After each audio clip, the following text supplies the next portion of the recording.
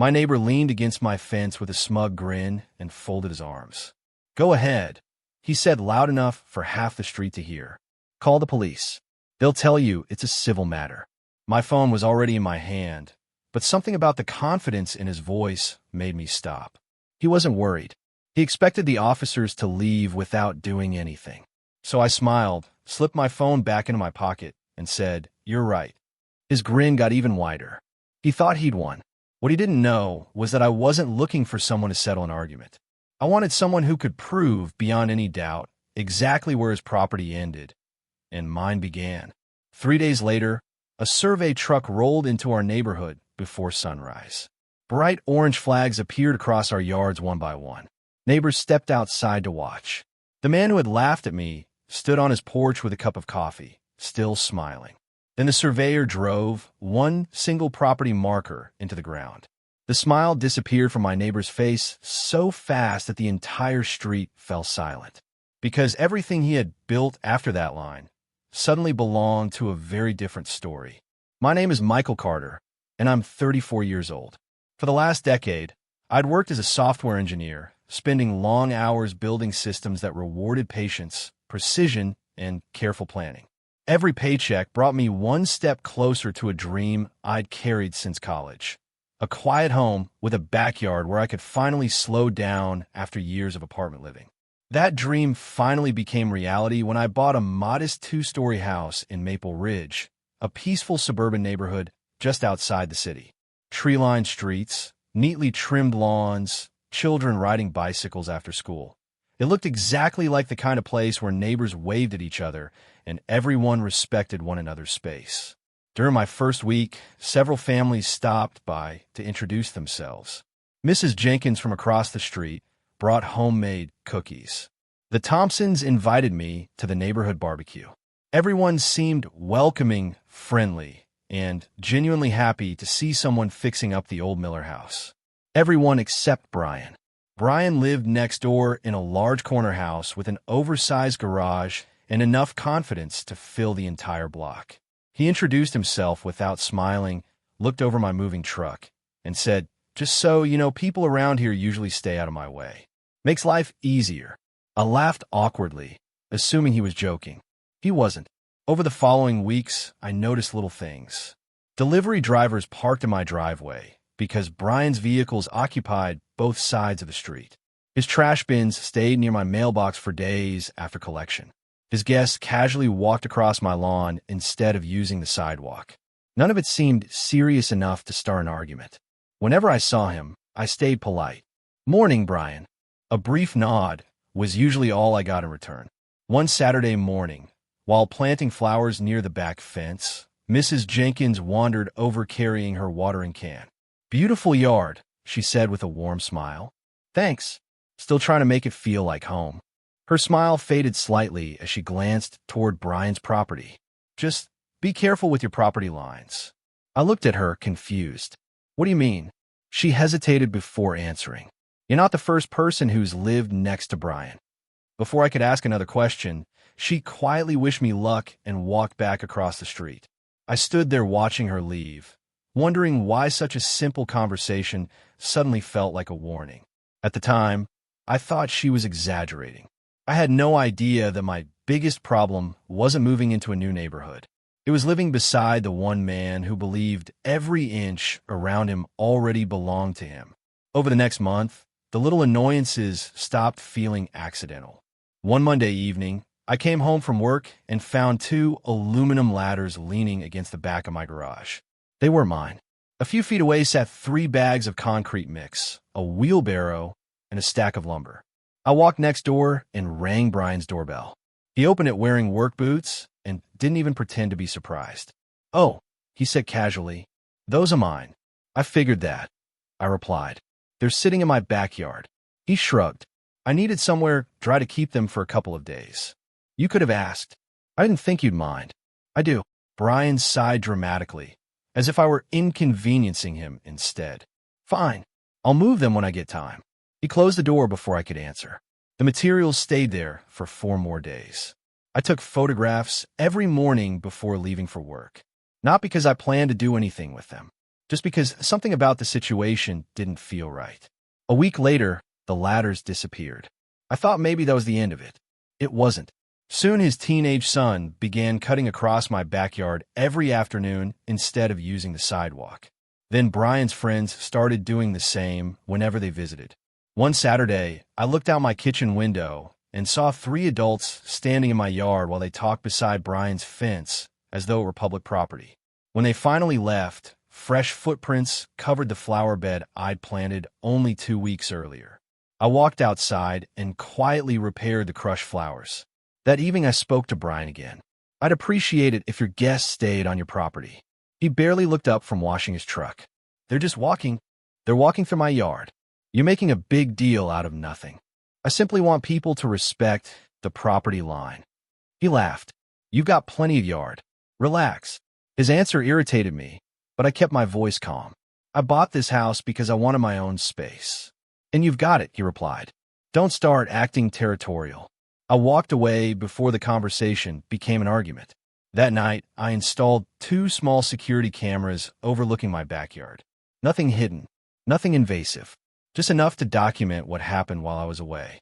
I still believe the problem could be solved with patience. What I didn't realize was that Brian wasn't testing my temper. He was testing my boundaries. And with every day that passed, he pushed them a little farther. About 2 weeks after I installed the cameras, I woke up early on a Saturday to the sound of engines and metal clanging outside my bedroom window. When I stepped onto my back patio with a cup of coffee, 3 pickup trucks were parked in Brian's driveway. A crew of contractors was unloading fence panels, stone pavers, and landscaping supplies. At first, I didn't think much of it. People renovate their homes all the time. But then I noticed one of the workers stretching a measuring tape across the space between our yards. The measurement didn't stop at Brian's fence. It continued several feet into what I believed was my property. I walked over before anyone started digging. Morning, I said politely. Can I ask what you're building? One of the workers smiled. New privacy fence, retaining wall, and flower beds. He pointed toward Brian. He's got all the plans. Brian strolled over carrying a clipboard, looking unusually cheerful. Nice upgrade, I said. But I think your crew may be measuring into my yard. He glanced toward the tape without the slightest concern. No, I'm pretty sure that's my side. You'd be surprised where the property line actually is. I frowned. Have you had it surveyed? Brian chuckled. I've lived here 15 years. I know exactly where my property ends. The contractors looked back and forth between us, clearly uncomfortable. I'd appreciate it if you double-check before anyone starts digging, I said. Brian waved dismissively. You're worrying over nothing. I considered arguing further, but decided against it. Maybe I was mistaken. Maybe the old fence had never been perfectly centered. Without official measurements, I couldn't honestly say. So I went back inside. By Monday evening, several fence posts had already been installed. A curved stone border wrapped around freshly planted shrubs. An underground irrigation line had been buried beneath the new landscaping. When I measured from landmarks listed in my closing paperwork, the numbers didn't make sense. Everything appeared to extend several feet into my backyard. I took photographs from multiple angles. The security cameras had captured every stage of construction. The following afternoon, I walked over one more time. Brian, I really think part of this project is on my property. He folded his arms. Then prove it. I'm asking before this goes any further. He smiled with complete confidence. It already has. His workers kept installing fence panels behind him. I looked around at the expensive stonework, fresh concrete, and newly planted landscaping. Thousands of dollars had already gone into the project. If I was right, every hour they continued made the situation harder to fix. As I walked back toward my house, one thought kept repeating in my mind. This wasn't an innocent mistake anymore. Brian genuinely believed that if he built first, everyone else would simply accept it. By Wednesday morning, the construction was nearly finished. The new fence stood tall between our yards. Fresh mulch surrounded carefully planted shrubs, and the stone retaining wall curved neatly along what Brian insisted was his property.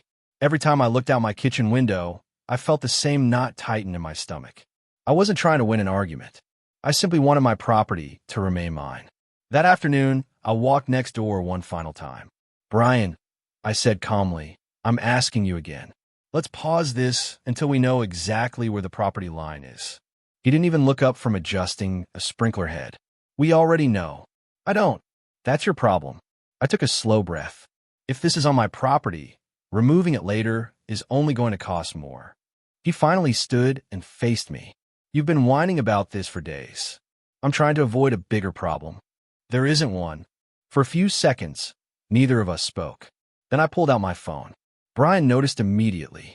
His smile slowly returned. Oh, he said with a laugh. You're calling the police? I might. He folded his arms. Go ahead. I stared at him without saying anything. The police can't settle property lines, he continued confidently. They'll tell you exactly what I'm telling you. Civil matter. I pressed the call button anyway. 25 minutes later, a patrol car rolled quietly onto the street. Two officers listened patiently while Brian and I explained our sides. One officer asked if either of us had a recent licensed property survey.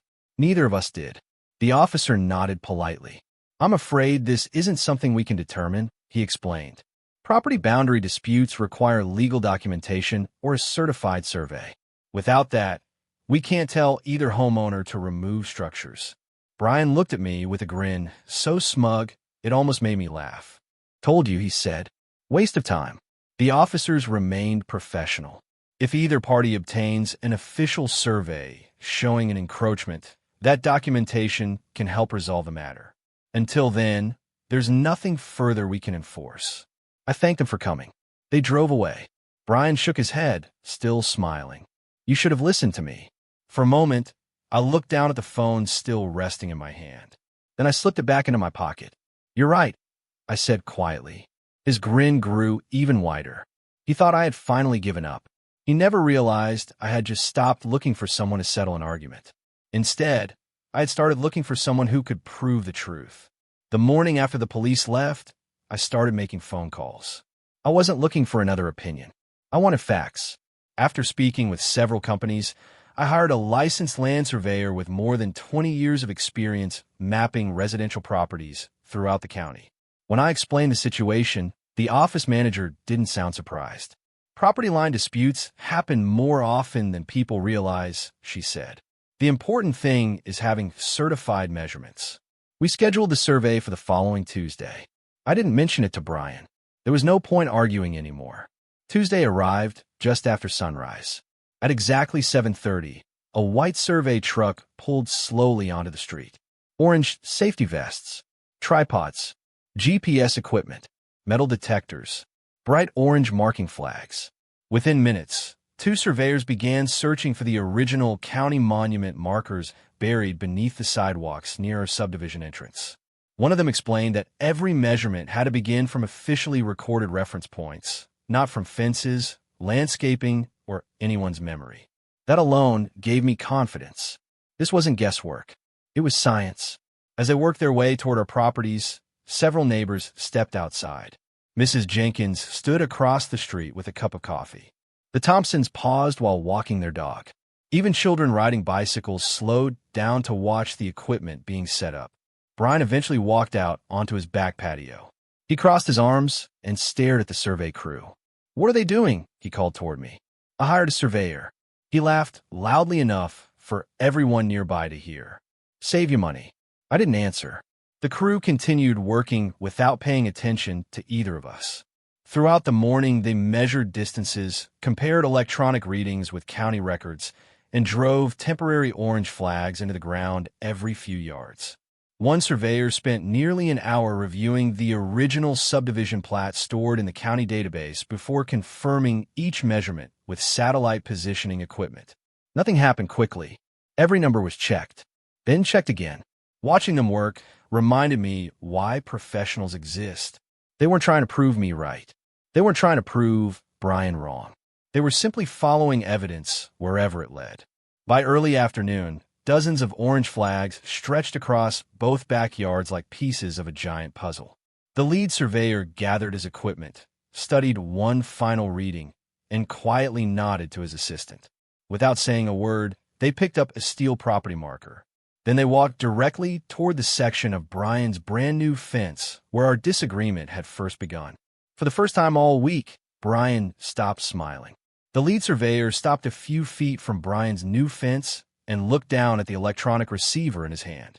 His assistant compared the numbers on a tablet before giving a small nod. Neither of them seemed excited. To them, it was just another job. To Brian and me, it felt like everything depended on the next few minutes. The surveyor reached into his tool bag and pulled out a steel property pin. He positioned it carefully. Then, with 3 firm strikes from a small sledgehammer, he drove it into the ground. The metallic sound echoed across the quiet neighborhood. Brian frowned.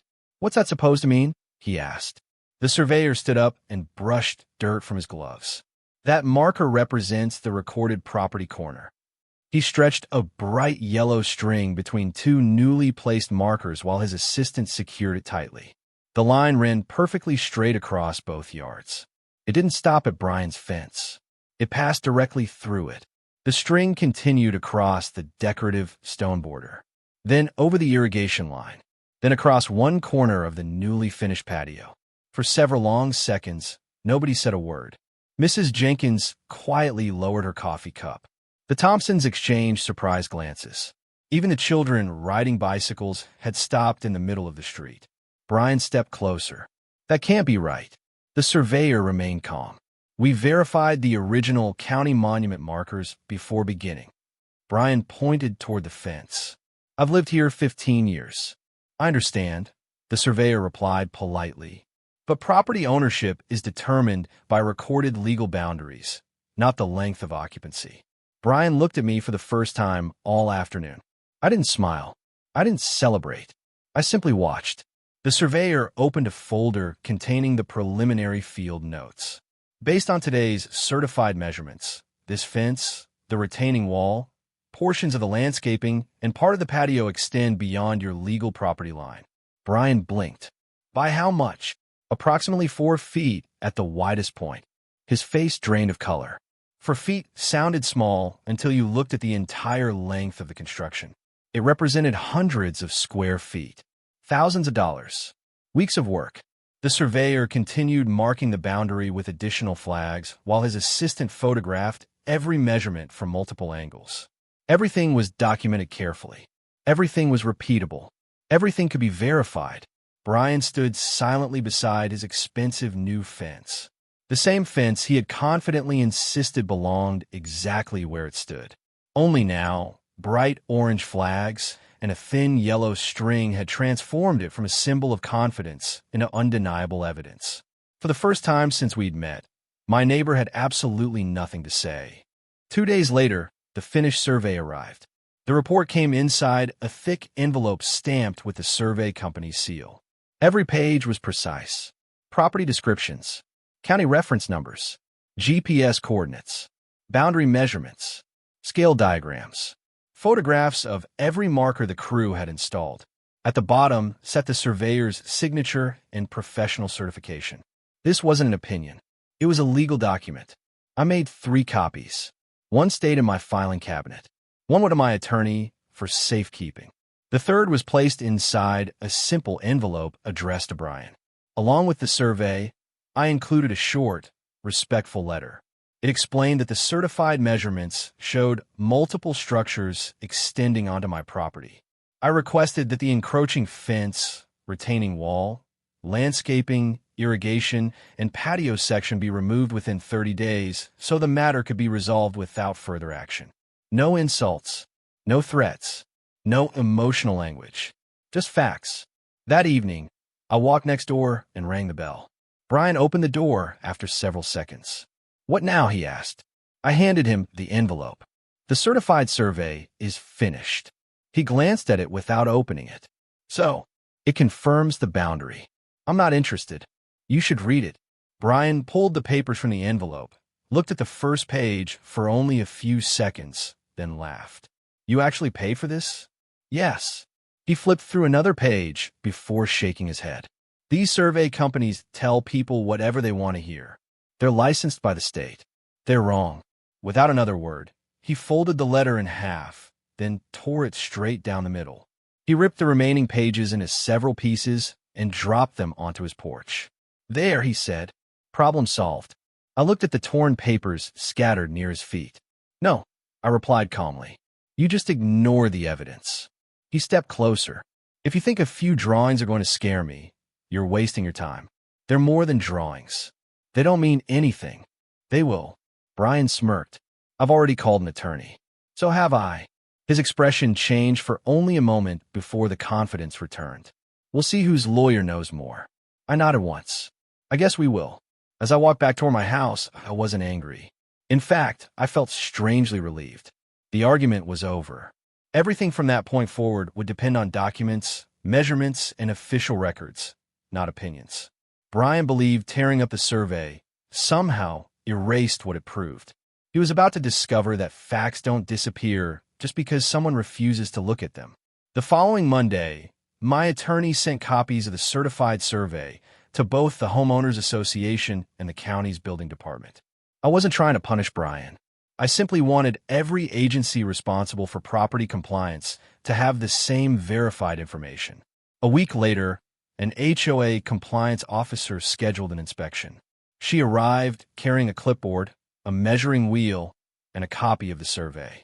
Brian walked outside the moment she stepped onto the property. "This is ridiculous," he said loudly. "My fence has been there for weeks." The inspector remained polite. "I'm only here to compare the improvements with the recorded property boundaries." For nearly an hour, she measured setbacks, checked the fence location, reviewed landscaping improvements, and compared everything with the certified survey. She barely spoke. She simply wrote notes. 2 days later, another vehicle arrived. This time, it belonged to the county building department. The inspector reviewed permit records before examining the retaining wall, irrigation system, and patio extension. When he finished, he thanked both of us and drove away without offering an opinion. 3 days passed. Then the letters started arriving. The first came from the HOA. It stated that several improvements appeared to extend beyond Brian's property and requested immediate corrective action based on the license survey. The second letter came from the county. It required Brian to address the encroachments and verify that all completed work complied with recorded property boundaries before the file could be closed. Neither letter accused him of anything. Neither threatened punishment. They simply acknowledged what the official documents already showed. That evening, I noticed several neighbors standing together near the mailbox cluster. When I walked over, Mrs. Jenkins smiled. "I guess you were right after all." "I never wanted to be right," I answered. "I just wanted to know the truth." She nodded. "Most of us suspected those boundaries weren't correct. Why didn't anyone say something?" She glanced toward Brian's house. "People get tired of arguing." For the first time since moving into Maple Ridge, I understood exactly what she meant. Brian hadn't earned everyone's respect. He had earned their silence. Now that certified documents had replaced opinions, the silence was beginning to disappear. Neighbors who had avoided the situation for years finally had something they could trust besides rumors. The evidence spoke for itself, and no matter how loudly Brian protested, every official letter pointed to the same conclusion. The boundary hadn't changed. Only the truth had finally become impossible to ignore. I thought the survey reports, the HOA inspection, and the county notices would finally convince Brian to fix the problem. Instead, they seemed to make him even more determined. 3 days after the letters arrived, I found another envelope in my mailbox. This one came from a law office. Inside was a formal letter stating that Brian disputed the survey's conclusions and believed the property boundary had been incorrectly established. The letter requested that I stop contacting the HOA and county while the matter was being reviewed. I handed the letter to my attorney that afternoon. She read it once, smiled slightly, and placed it on top of the growing stack of documents. "Nothing unusual," she said. "Should I respond?" "Not directly. We'll answer through the proper channels." That was exactly what we did. No angry emails. No arguments across the fence. No late-night confrontations. Every communication went through attorneys or official agencies. Meanwhile, Brian behaved as though nothing had changed. He continued watering the landscaping that partially sat on my property. He hosted a weekend barbecue beside the disputed patio. Whenever neighbors walked past, he acted relaxed and confident. but confidence couldn't erase paperwork. A week later, I saw another survey crew in the neighborhood. Brian had hired his own licensed surveyor. I watched from my patio without saying a word. For nearly 6 hours, they repeated the same process I had already witnessed. They located county monument markers, checked recorded subdivision maps, measured distances using GPS equipment, verified elevations, marked temporary reference points. Everything looked almost identical to the first survey. When they finally packed their equipment, Brian walked over to speak with the lead surveyor. Their conversation lasted less than 5 minutes. From where I stood, I couldn't hear a single word, but I could read body language. Brian started the conversation standing tall with folded arms. He ended it with both hands resting on his hips, staring silently at the ground. The survey crew drove away without moving a single property marker. 2 days later, my attorney called. "The second survey matches yours almost exactly," she said.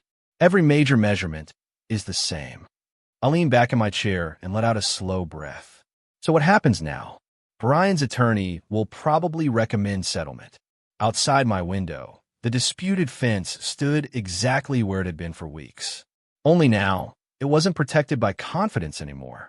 It was surrounded by 2 independent surveys, county records, and a growing pile of evidence that all pointed to the very same line. A week after my attorney called with the update, we received the official report from Brian's surveyor. There were only a handful of minor measurement differences, all within normal surveying tolerance.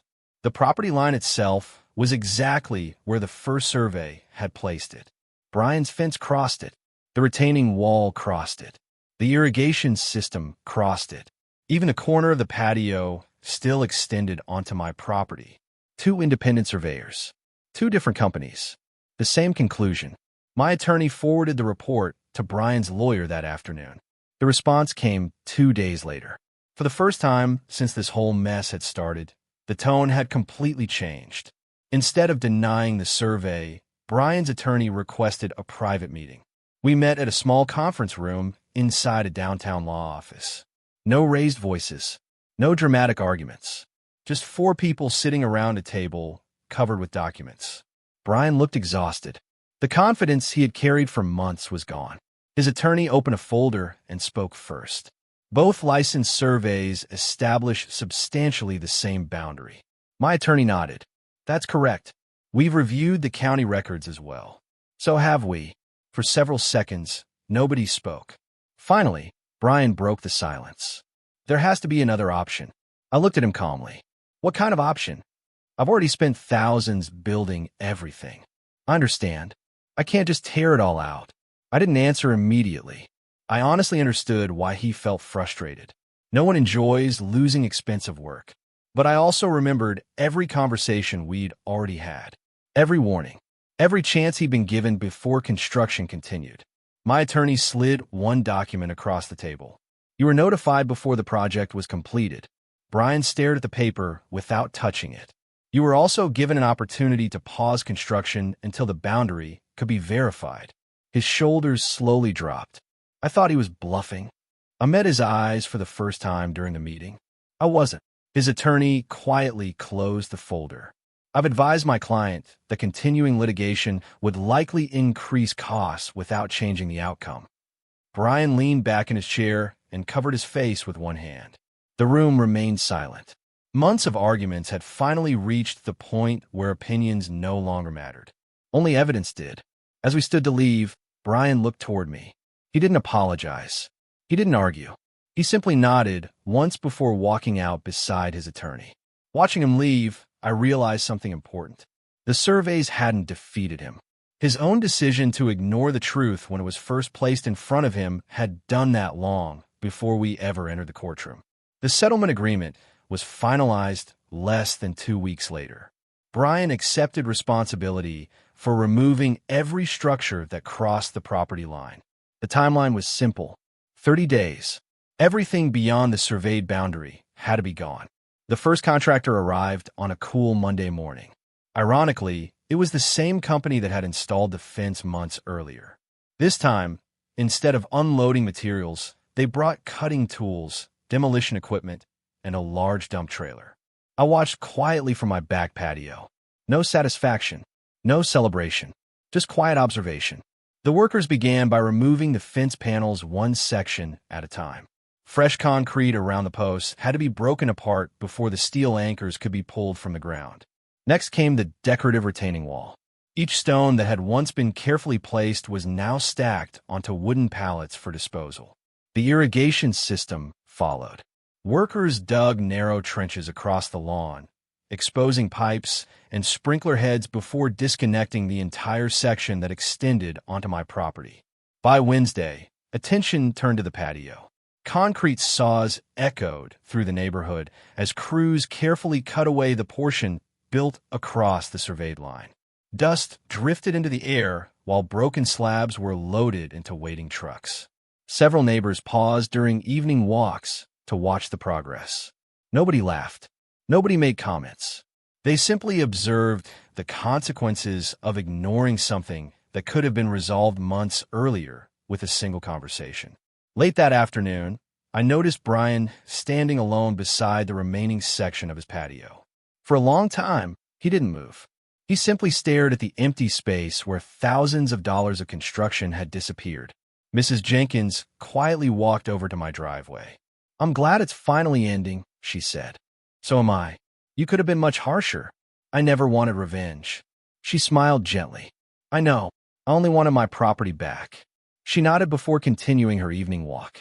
By Friday afternoon, the last truck pulled away. Only fresh soil, exposed grass, and the bright survey markers remained where the disputed construction had once stood. Looking across the yard, it struck me how unnecessary all of this had been. None of those expenses were caused by the survey. None were caused by the county.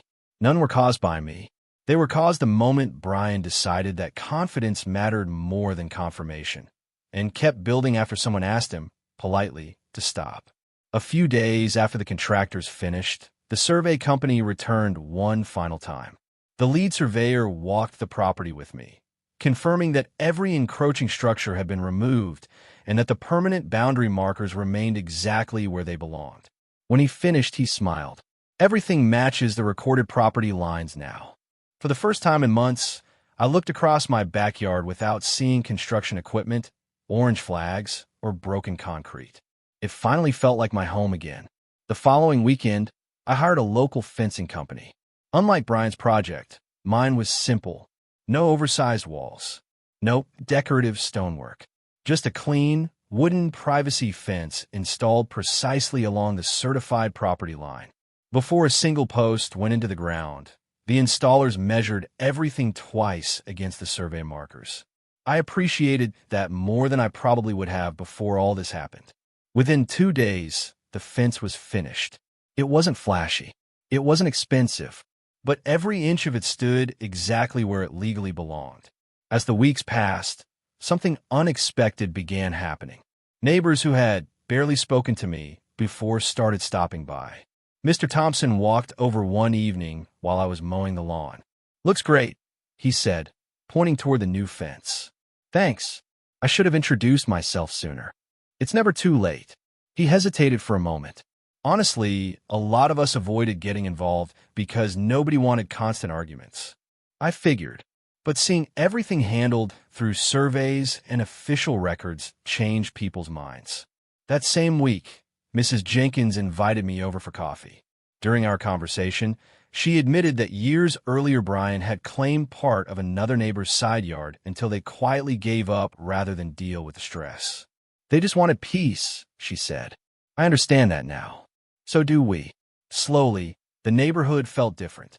People lingered outside a little longer during evening walks. Children rode bicycles without parents quickly calling them away from nearby disagreements. Weekend conversations returned to gardens, vacations, and home improvement projects instead of whispered rumors about property disputes. One afternoon, while watering the flowers I'd replanted along my side of the fence, I realized something important. Winning had never been the goal. Peace was. Not the kind of peace that comes from giving in. The kind that comes from knowing the truth has been established fairly and respectfully. The survey hadn't just restored my property. It had restored something the neighborhood had been missing for years. Confidence that fairness still mattered. And once that confidence returned, respect slowly found its way back with it. Nearly 3 weeks passed without a single conversation between Brian and me. We waved occasionally if we happened to be outside at the same time, but neither of us crossed the property line. Honestly, I thought that was how things would stay. Then one Saturday morning, while I was trimming hedges along my new fence, I heard footsteps behind me. Michael. I turned around. Brian stood a few feet away with his hands in his pockets. For the first time since I'd moved into Maple Ridge, he looked uncomfortable. Got a minute? He asked. Sure. There was a long silence before he spoke again. I've been meaning to say something. I waited. When you first moved here, he began slowly. I figured you were like everyone else. What do you mean? I thought if I acted confident enough, people would back down. I nodded, but didn't interrupt. It worked for years. I've heard. He looked toward the rebuilt section of his yard. I convinced myself that I knew where the property line was. You were certain? I was. Another quiet pause settled between us. Then when you questioned it, he continued, I couldn't admit I might be wrong. You had plenty of chances. I know. He let out a slow breath. Every time he came over, I treated it like a competition. It never was. I see that now. His voice sounded different. Not defensive, just tired. I should have stopped construction the first day you asked. It would have saved you a lot of money. A small laugh escaped him. Probably more than I want to calculate. For the first time, I smiled. Neither of us laughed for long. Brian looked directly at me. I'm sorry. The words hung in the air. Simple. Honest. No excuses. No blaming contractors. No blaming surveys. Just an apology. I appreciate you saying that, I replied. I don't expect things to go back to normal. They don't have to. I just don't want us spending the next 20 years glaring at each other across a fence. I looked toward the property marker, still visible near the corner of the yard. Good fences don't create bad neighbors. He nodded. Bad decisions do. For a moment, neither of us said anything. Then Brian extended his hand. I looked at it for a second before shaking it. Not because everything had been forgotten. It hadn't. Trust isn't rebuilt in a single conversation. But respect has to begin somewhere. As Brian walked back toward his house, I realized the dispute had finally reached its real conclusion. The survey had settled the property line months earlier. That morning, 2 neighbors finally settled everything else. Autumn arrived a few weeks later, and for the first time since buying the house, I found myself enjoying the backyard instead of constantly looking at it with frustration. The grass had grown back where the contractors had repaired the ground. The flower beds I replanted were beginning to bloom again.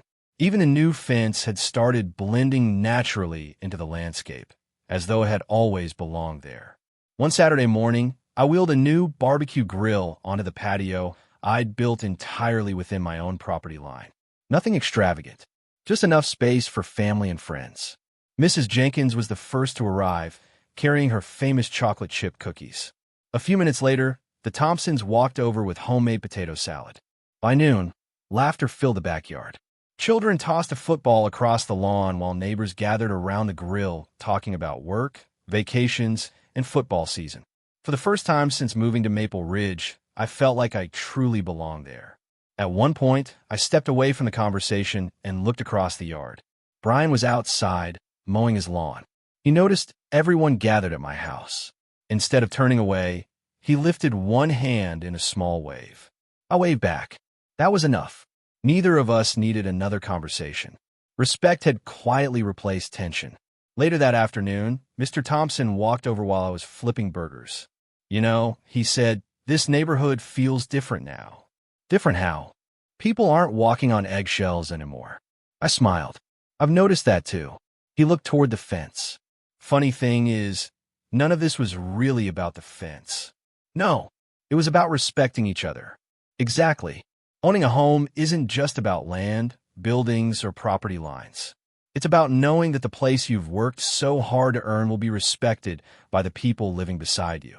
Looking around at the smiling faces in my backyard, I realized that the greatest reward wasn't proving I had been right. It wasn't seeing expensive construction removed. It wasn't even winning the dispute. The real reward was finally enjoying the home I'd spent years working toward without feeling anxious every time I looked outside. As the sun began setting behind the trees, the backyard glowed with warm evening light. Conversations drifted across the fence, children laughed in the distance, and the neighborhood felt peaceful again. That quiet evening reminded me why I'd bought the house in the first place. Not to fight over boundaries, but to build a life inside them. It's been almost a year since the surveyor drove that first steel marker into the ground. Sometimes when I'm working in the backyard, I still notice the small property pin tucked neatly into the corner of the fence line. Most people would probably walk right past it without giving it a second thought. To me, it represents something much bigger than a piece of metal buried in the dirt. It reminds me that facts have a quiet strength. They don't need to shout. They don't need to argue. They simply exist. Looking back now, people occasionally ask if I regret not handling things differently. Some think I should have argued harder in the beginning. Others believe I should have hired an attorney immediately. A few even ask why I didn't simply give Brian the extra few feet of land and avoid months of stress. The answer is always the same. Because once you start surrendering what is rightfully yours just to keep someone else comfortable, it rarely stops there. Respect isn't built by giving in to intimidation. It's built by standing calmly behind the truth. I never wanted my neighbor to lose money. I never wanted contractors tearing out fences or cutting apart patios. In fact, I gave Brian every opportunity to stop before any of that became necessary. The survey wasn't meant to embarrass him. It was meant to answer one simple question honestly. Where did one property end and the other begin? Everything that happened afterward came from the choices made after that answer was known. Today, whenever I see new families moving into our neighborhood, I make a point of walking over to introduce myself. Not because I want to warn them about anything, but because good neighborhoods aren't created by perfect houses. They're built by neighbors who respect one another from the very beginning. Sometimes the smallest misunderstandings become the biggest problems when pride gets in the way of simple conversations. Other times, the simplest solution turns out to be the right one all along. Brian once looked me straight in the eye and said, "Call the police." He was right about one thing. The police couldn't solve our disagreement. But one licensed surveyor, a handful of official documents, and the patience to let facts speak louder than emotions accomplished what endless arguments never could. And every time I sit in my backyard enjoying the peace I worked so hard to protect, I'm reminded that the strongest boundary between neighbors isn't a fence. It's mutual respect, and that's something no one should ever build across.